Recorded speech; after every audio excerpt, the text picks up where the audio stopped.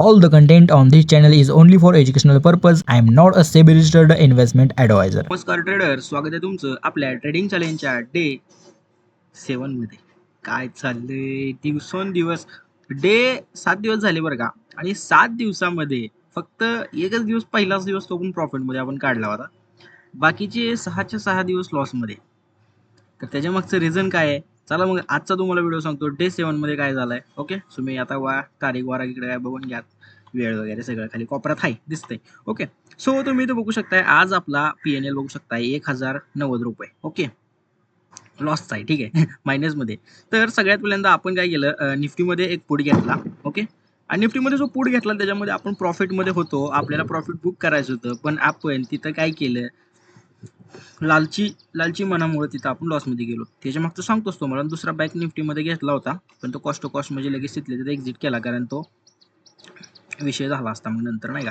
कारण आपण पुटच होता आणि आज तुम्हाला माहिती आहे दिवसभर नाही तर पहिल्या हाफमध्ये तर मार्केट कॉललाच आहे पूर्ण, ठीक आहे. स्टार्टिंगला फक्त थोडासा फेक ब्रेकडाऊन दिला होता, त्याच्यामध्ये आपण फसलो, ठीक आहे. It's okay.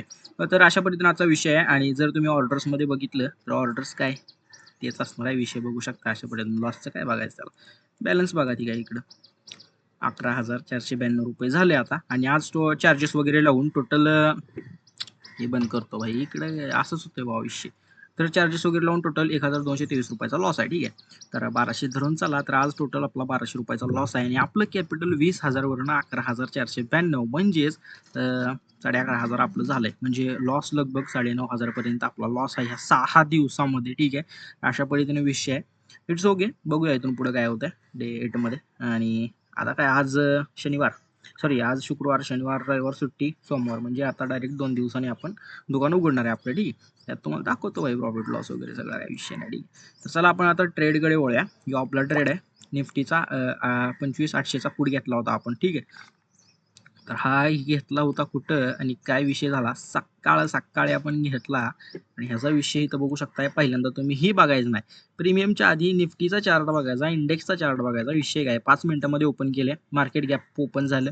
ओके, मार्केट आज गॅप अप ओपन झालं. तर विषय गॅप अप ओपन झाले काहीतरी 34 पॉईंटने काहीतरी, ठीक आहे. त्याच्यानंतर ही जो आपला सपोर्ट होता हे बघू शकताय, जे रेजिस्टन्स सपोर्ट काय म्हणायचं ते मला, ठीक आहे.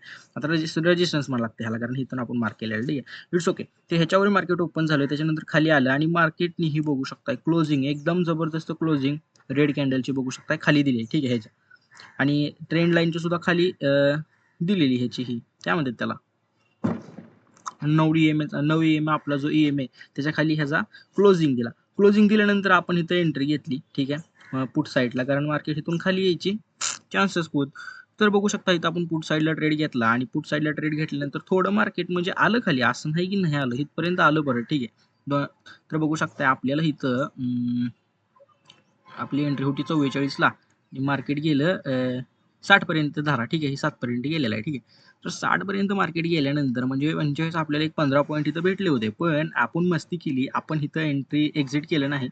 15 पॉईंटमध्ये एक्झिट करायला पाहिजे, 15 पॉईंट सुद्धा खूप झाले, पण 15 पॉईंटमध्ये आपण काय एक्झिट केलं नाही, कारण आपलं टार्गेट खूप मोठं होतं 185 पर्यंतचं. त्यामुळे विषय झाला, तर असू द्या.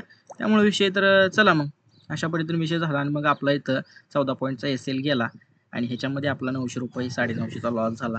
आणि टोटल आपला लॉस 1200 काहीतरी आहे. ते सगळं ब्रोकरेज वगैरे लावून एक बँक निफ्टीचं त्याच्यामध्ये सुद्धा झालं. It's okay. तर अशा पद्धतीने आजचा विषय होता. बाकी व्हिडिओ कसा वाटला कमेंट करून नक्कीच सांगा. लॉस काय असू द्या, बघू आता नंतर, ठीक आहे. तर भेटू आता डे 8 मध्ये. तर चला बाय, टेक केअर, काळजी घ्या. इट्स ओके, होत राहतंय. चला मग निघा.